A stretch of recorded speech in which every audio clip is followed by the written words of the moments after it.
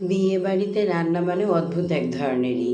তবে মজার ব্যাপার হচ্ছে কি জানেন, আমাদের বাসায় যখন কোনো বিয়ের অনুষ্ঠান হয় আমাদের বাহির থেকে বাবুর্চি আনতে হয় না। আমরা বাড়ির মানুষরা মিলেই রান্না করতে পারি।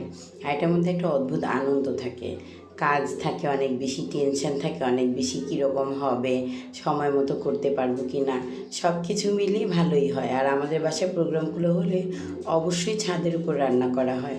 এটা অবশ্য অন্যরকম এক তৃপ্তি। ছাদে রান্না করা, প্রাকৃতিক পরিবেশে, সব কিছু মিলিয়ে দারুণ হয়। এবারও ভাইয়ের বিয়েতে আমরা এভাবেই আনন্দ করেছি।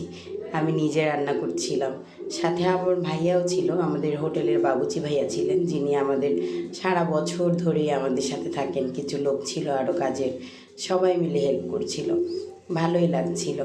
আর তার চাইতে বড় কথা কি জানেন, এইটুকু তৃপ্তি ছিল যে না, নিজেরা করছি, অন্তত খাবারে যাই হোক না কেন কোনো সমস্যা হবে না।